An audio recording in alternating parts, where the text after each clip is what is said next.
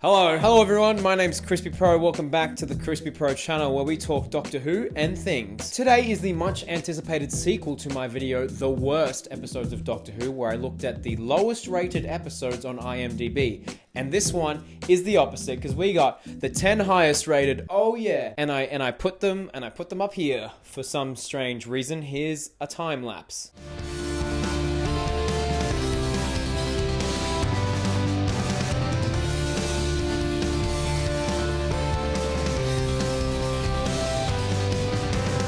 So yeah, today's really, it's a high production value day today. Look at this.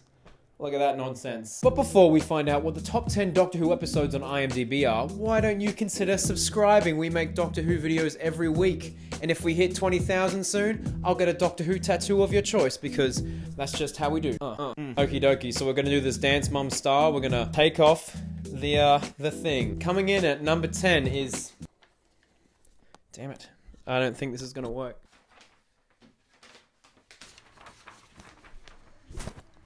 Journey's End, with a whopping 9.2 out of 10. Damn, girl. This episode was just in a global rewatch, and rightfully so, because it's bloody awesome. It is the closest thing Doctor Who will ever get to an Avengers Endgame. It had the whole damn Russell T Davies clan in there, and it's epic. We got Daleks, we got Davros, we got good vibes and good times. But did I expect it to be in the top 10? Honestly, no. I was very surprised by that. But hey, I don't make the rules here. IMDb does, and all the users that voted for these episodes. Coming in at number 9, we have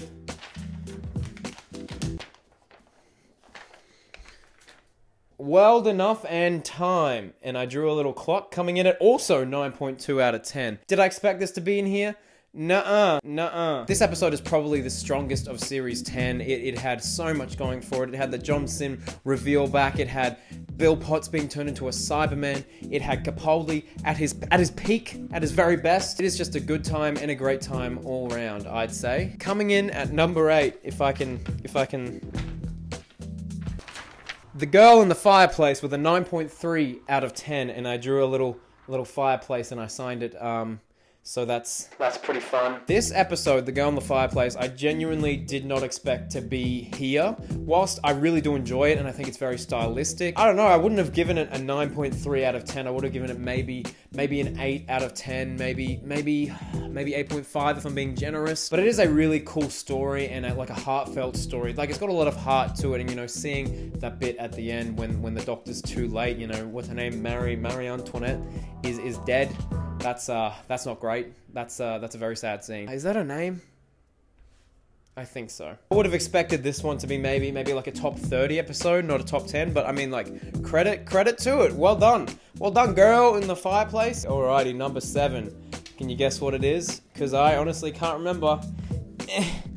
It's Doomsday, another sad one with a 9.3 out of 10. And here's a little sad face that I drew, because this episode is quite sad. Now, this one is bloody good. It's actually interesting seeing the episodes that are part of two-parters, but their counterparts have not appeared yet. Or do they? They don't, I don't think, for these ones. But this episode is very, very, very sad and has one of the most iconic scenes in the modern series of Doctor Who ever. And it was an awesome way to end off David Tennant's first series as the Doctor. So yeah, good job, Doomsday. Not so good job from me drawing that M. That's a cursed M right there.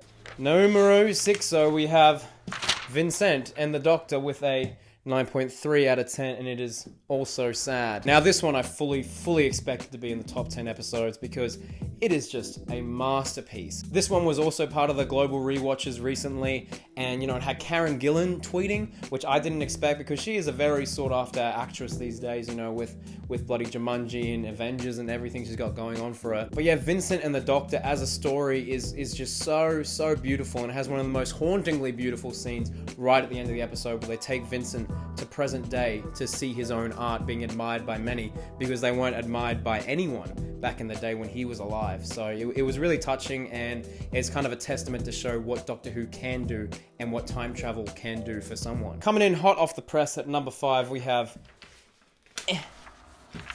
Silence in the Library with a 9.4 out of 10, and it's got someone holding a book. saying shush shush because silence in the library. Man, this video is not going to be that great, but I'm still going to release it. Now, this two-parter is just bloody brilliant. It had the introduction of Alex Kingston as River Song, and that this two-parter was, you know, where she died, but it was the first time we met her, which introduced the whole timey-wimey love story relationship that her and the Doctor have. The Vashta Nerada is an incredible villain, and they had their introduction here, and they've only ever appeared again in the adventure games, I think. I don't think they've ever actually come back on screen. Hopefully, Series 13. You can bring that back. And the Doctor and Donna's chemistry in this two-parter is just a sight to behold. Absolutely lovely to see on screen. 9.4 is probably what I would have rated it too. It's bloody fantastic. Let's get into this. Here we go. Number 4 is the Day of the Doctor. What is going on here? I bet you didn't see that coming. I was genuinely shocked when this wasn't in the top 3. In all fairness, I did not expect this to be the order at all, but that's the world we live in. But yeah, the 50th anniversary, the Day of the Doctor, coming in at number 4 with a 9.4 out of 10. And here's me with 3D glasses saying wow, because that's what I did back in 2013. This episode I've rewatched time and time again. It is just fantastic. You know, David Tennant comes back.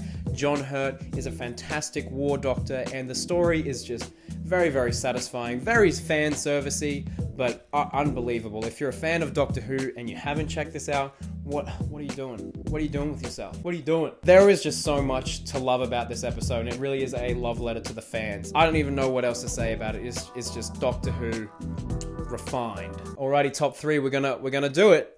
We're gonna do it. It's time. All right, I can feel it. Number 3 is in fact Forest of the Dead. That was the best little thing I did then. Anyway, Forest of the Dead with a 9.5 out of 10, and here's a tree falling over because the forest is dead. Silence of the Library, Forest of the Dead. I think this is the second part. Should I fact check that? I'll just quickly fact check that.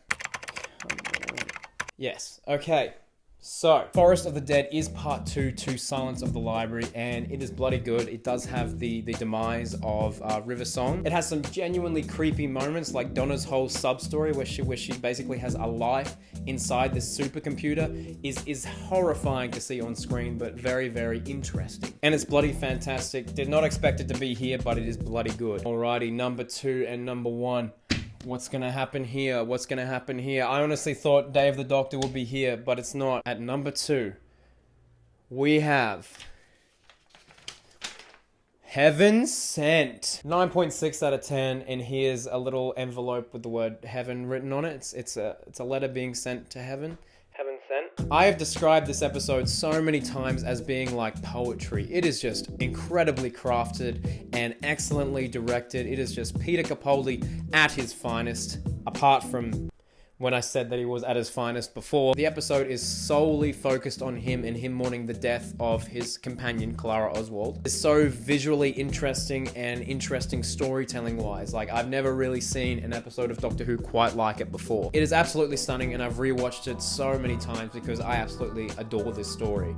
But that means coming in at number 1 with a 9.8 out of 10, you guessed it, folks, bloody Blink, the episode that did. This episode is so well regarded as Doctor Who's best episode, which I find so incredibly amusing because Stephen Moffat just thought this was a throwaway episode. He thought no one was even going to watch. But it had the introduction of the iconic Weeping Angels, and that story is so claustrophobic, and Sally Sparrow is an excellent character. I find it very amusing that this episode is in fact number 1 because it barely features the Doctor. The Doctor's in it for maybe 10 minutes. But it just goes to show that you really can do anything with Doctor Who, and Blink is just perfectly crafted, timey-wimey, scary, hide behind the couch goodness that would definitely recommend. So yeah, there she is. There's the whole thing, the whole team. Look at him go. I honestly didn't expect this. 1, 2, 3, 4, 5, 6, 7 out of 10 of these are written by Stephen Moffat. So,